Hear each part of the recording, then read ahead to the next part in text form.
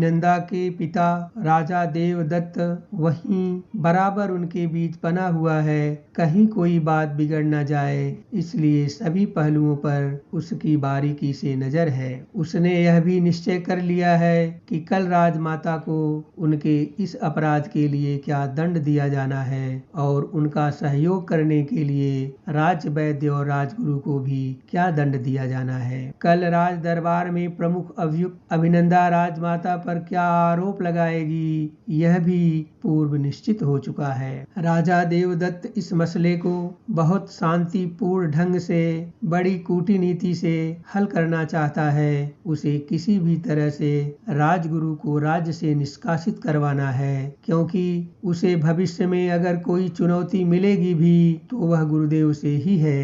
एक नीतिवान, ज्ञानवान और तपस्वी ब्राह्मण से भला इस धरती पर कौन नहीं डरता है। यदि वह राजगुरु को किनारे लगा पाता है तो राजमाता के दरबार में ऐसी कोई हैसियत नहीं थी जो भविष्य में उसे मनमानी करने से रोक सके। आज राज दरबार में सभी संबंधित मंत्रीगण एवं सभासद उपस्थित थे। सभी को यह आभास हो चुका था कि आज का फैसला कोई बड़ा खास होने वाला है, क्योंकि आज राज दरबार में राजमाता रानी अभिनंदा और क्या कारण है कि उनके पिता देवदत्त भी उपस्थित हैं। आश्चर्य हर किसी को था कि बिना मुकुट के उनके राजा वीरव्रत का आभा मंडल, जो बहुत तेजवान रहा करता था, आज सर पर मुकुट होने के बाद भी मुरझाया हुआ है। आज इन बड़ी बड़ी हस्तियों की उपस्थिति के बीच का सन्नाटा सभी के हृदय की धड़कनों का शोर बढ़ा रहा था।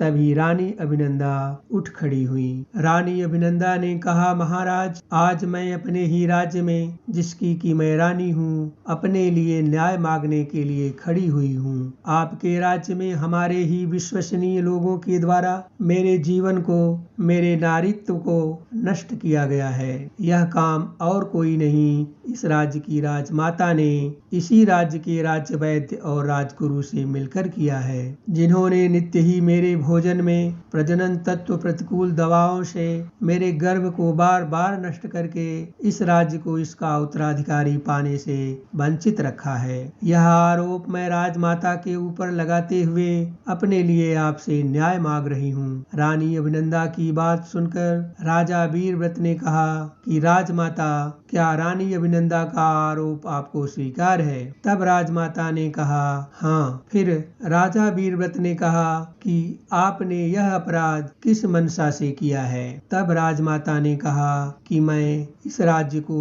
उसका असली उत्तराधिकारी देना चाहती थी। राजा वीरव्रत ने कहा कि क्या रानी अभिनंदा का पुत्र या पुत्री इस राज्य का असली उत्तराधिकारी नहीं होता?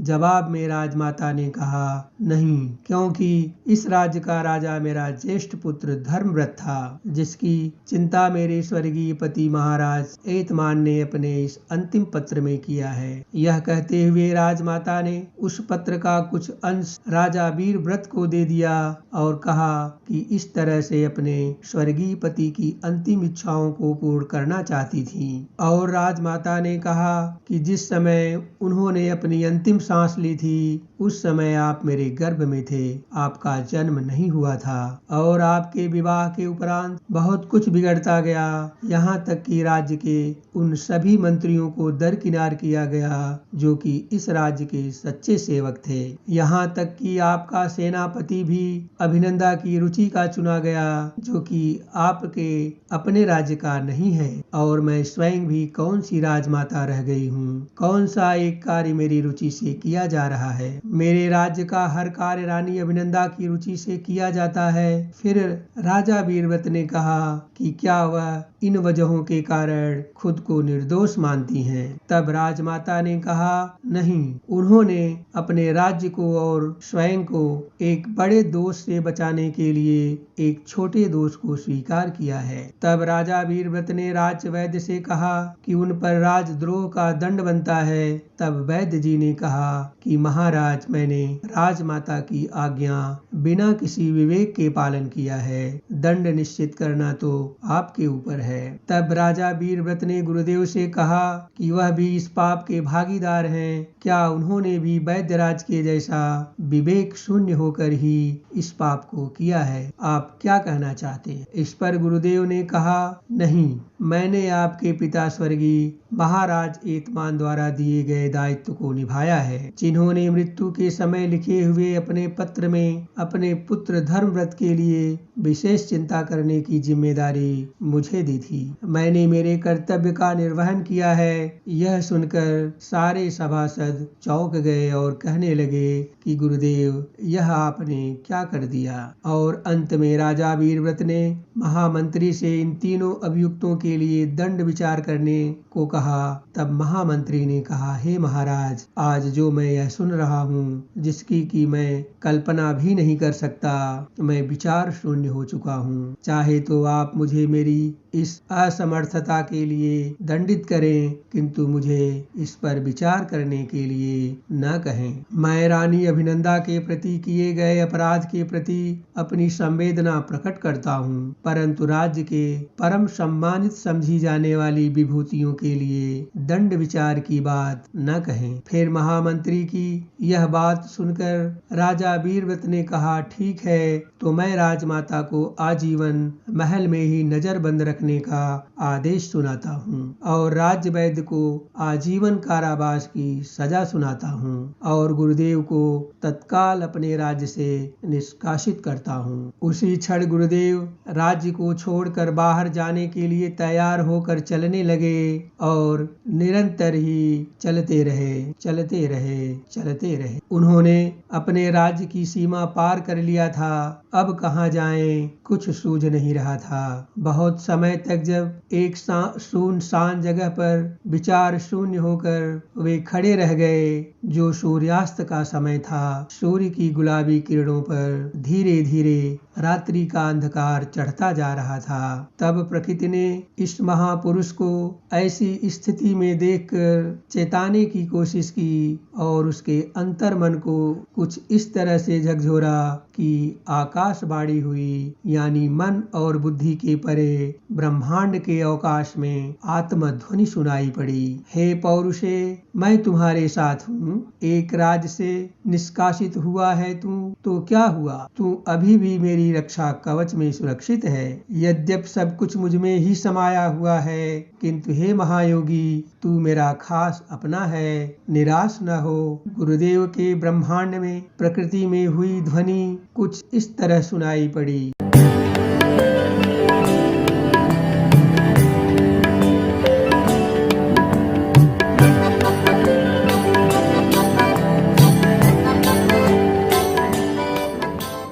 पर भ्रम हुआ क्या, ये कैसी निराशा, कहाँ से चले थे, कहाँ आ खड़े हो, कहाँ आ खड़े हो। खड़ा क्यों पथिक, पथ बढ़ा पाँव आगे, प्रकृति हूँ मैं संग तेरे, चलती चलूँगी, चलती चलूँगी। शुरुआत कल रो है हलचल विभूषित, आखिर शांत निस्तब्ध भावी, दशाएं दिशाओं की रंग लालिमा में मिलाए सफेदी, सुशोभित गुलाबी। भला तेरा जिसमें वही मैं करूँगी, प्रकृति हूँ मैं संग तेरे, चलती चलूँगी, चलती चलूँगी। खड़ा क्यों बता तेरा क्या है प्रलंबन। सदा पीर को प्राप्त मेरा अलंबन। सरस चाँद की चाँदनी से तुझे प्यार, या प्यार रबी की प्रखर श्रम किरण। तुम्हें चाहिए जो वही तुमको दूंगी। प्रकृति हूँ मैं संग तेरे चलती चलूंगी, चलती चलूंगी। यही राह जीवन की दो में विभाजित, यही फैसला दोष गुण जो समाहित। समझ चुन इसी में कोई एक मौका, इसी में छिपा तेरा हित और अनहित। ठहर कर प्रतीक्षा तेरी मैं करूँगी। प्रकृति हूँ मैं संग तेरे चलती चलूँगी, चलती चलूँगी। संकल्प का श्रेय विकल्प लेगा, तुझे खींच लेगी बिलासी ये दुनिया। तराजू करम का विधाता का विधिसार, चुकाता है लेखा कर्म का वो बनिया। तनिक तू न डर लेख तेरा लिखूंगी। प्रकृति हूँ मैं संग तेरे चलती चलूंगी, चलती चलूंगी। प्रकृति ने सजाया शयन कक्ष अपना, उन्हें जो सदा जागते आ रहे हैं। परिस्थिति से संघर्ष श्रम में उलझ कर, उन्हें जो दिवाकर में तपते रहे हैं। हवाओं से छू कर तुम्हें हौले हौले, तुम्हें नींद आए मैं लोरी कहूँगी। प्रकृति हूँ मैं संग तेरे चलती चलूँगी, चलती चलूँगी।